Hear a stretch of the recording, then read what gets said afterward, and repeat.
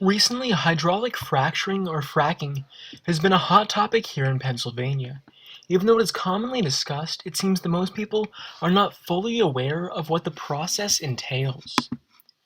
According to the EPA, fracking is a process whereby large quantities of fluid are pumped into rock formations at a high pressure to fracture the rock, allowing natural gas and oil to flow. Due to the geological makeup of Marcellus Shale, it is necessary to use hydraulic fracturing for every well in the region. The large amount of wells and large amount of fluid used per well causes a significant challenge in terms of wastewater cleanup. According to the Penn State publication, in the second half of 2010 alone, 235 million gallons of water were used for fracking.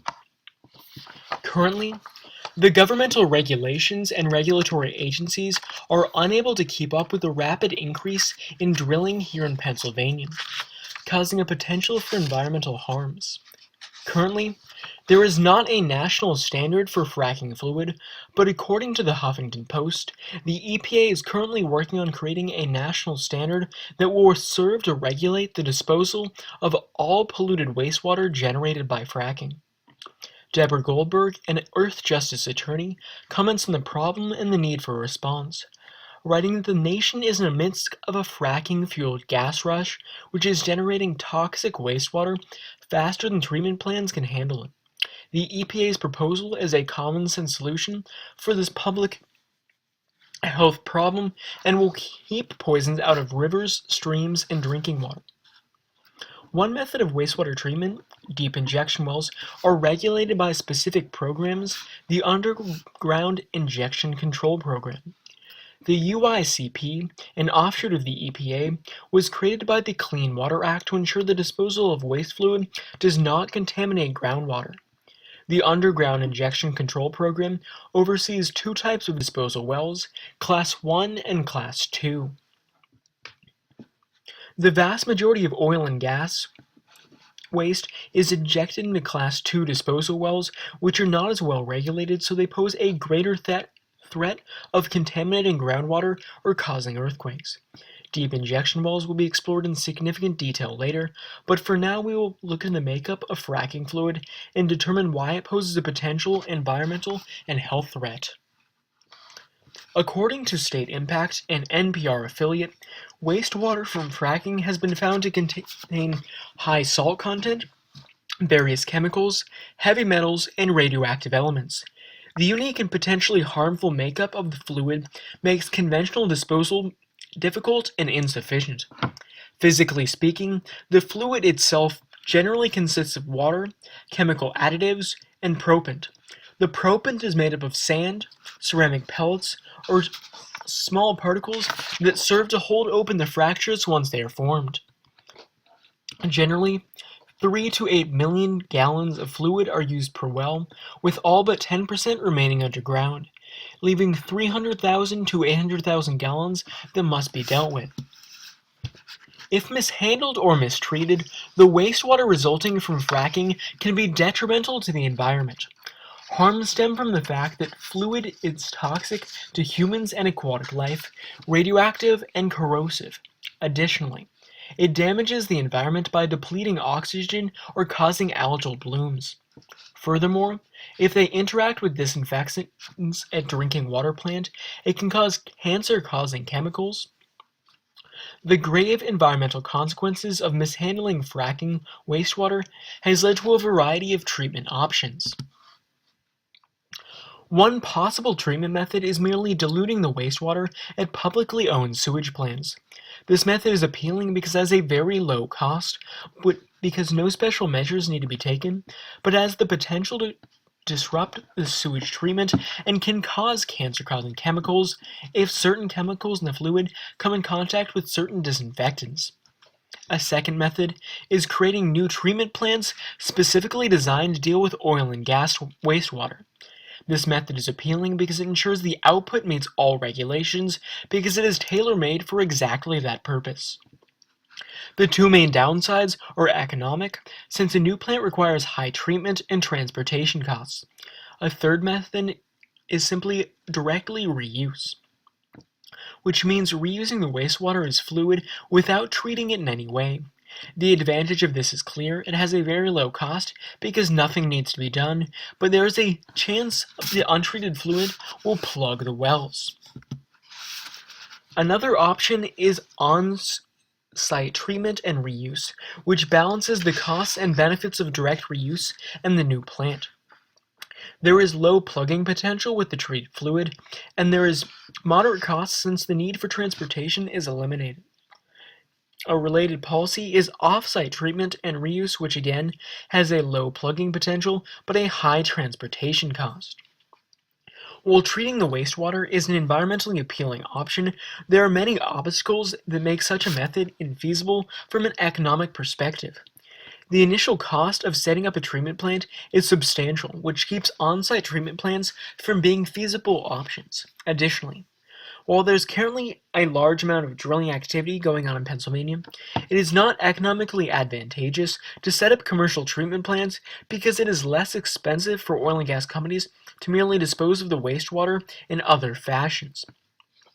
Until actions are taken to place an economic value on environmental harms that occur from unsavory business practices, it makes little sense for oil and gas companies to choose to treat and reuse their fracking fluid.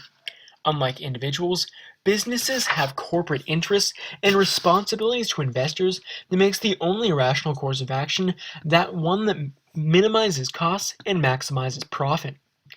So while it would be preferable for companies to take the environmental into consideration when making decisions until there is an economic reason to do so, it is doubtful it will happen.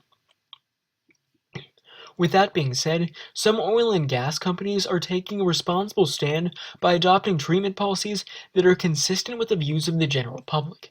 However, most companies choose to dispose of wastewater instead of going through the lengths of treating and reusing it. Finally, and most importantly in today's investigation, off-site disposal via deep underground injection, where the fluid is literally pumped down into the ground and stored permanently. The environmental benefits of this disposal method is that there is no chance of discharge to a stream or other surface water, but there's a significant transportation cost. Deep injection well is one of the most commonly used methods to deal with wastewater. The appeal of deep injection wells is that it does not require extensive treatment of the fracking output, rather it merely allows for the direct disposal of the liquid. This method of disposal pumps water thousands of feet below ground into non-permeable regions that will prevent wastewater from leaching into the nearby soil or contaminating groundwater.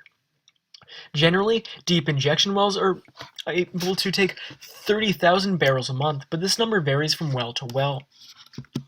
While deep injection wells are a common way of dealing with wastewater, the technique is not very prevalent in Pennsylvania. Most Pennsylvania fracking output that is disposed of as fashion is transported to Ohio, which is a very costly process to be disposed of in their underground wells. In 2010, 11 million gallons of wastewater was taken from Ohio for disposal. Nationwide, Texas leads the country with most wells at 7,000, followed by Ohio at 159 and West Virginia at 74. Pennsylvania, in stark contrast, has only 7 injection wells and 3 that are either inactive or currently being appealed. The 7 Pennsylvania wells can be divided into 2 categories: commercial, which receive wastewater from any energy company, and self-serving. The number breakdown is 3 and 4 respectively. There are several reasons explaining why Pennsylvania has so few deep injection wells, even though it's one of the leading natural gas producers. Pennsylvania lacks suitable geology and drilling injection wells because the rock formations are not situated in such a way as to prevent the wastewater from spreading. Additionally, Pennsylvania has countless old abandoned wells that would need to be plugged to allow for injection. The reason for this is that there are high potential for harm if the wastewater seeps from the injection well into the old abandoned wells because those are not meant to contain contaminants. A final reason explaining why Pennsylvania's lack of deep injection wells is strong opposition by Pennsylvania residents. The reason for opposition is twofold. First, residents are worried about drinking water contaminated that could threaten their way of life. Additionally, there is mounting evidence that deep injection wells may cause earthquakes, since there's been increased seismic activity in Texas, Ohio, and West Virginia in connection with deep injection wells. A Specific example of region-resisting deep injection wells can be seen in Elk County. In 2013, an ordinance was passed by locals banning deep injection wells within Elk County's borders. The main reason for the ban is the proposed deep injection well is scheduled to deposit water 3,000 feet from the county's water supply, which greatly concerns residents. Industry supporters of the injection well are trying to overturn the local ordinance by appealing to higher courts, since they argue that the ordinance directly contradicts state law. Supervisors of the ordinance, however, have expressed a steadfast dedication to defend it. The conflict along this point highlights an important issue with regard to fracking or any other economically necessary but environmentally unsound course of action. Pennsylvania residents have seemed to have fallen victim to the tragedy of the commons, quick to reap the benefits of Marcellus shale drilling, an influx in jobs, hundreds of millions of dollars to the state, and potentially billions of dollars to the state economy, contributed directly and indirectly, not to mention the immense amount of fuel the United States gains from Pennsylvania drilling. Residents of the state fail to realize that there are costs associated with drilling, and while the people of Elk Lake are quick to accept drilling-related benefits, they are hypocritically unwilling to accept any of the costs of waste disposal. If the ordinance is not overturned, then deep injection wells will not be created in Elk County, but that does not mean the wastewater will not be disposed of through injection wells. Rather, they will be merely shipped off to some other well, either in Pennsylvania or a neighboring state.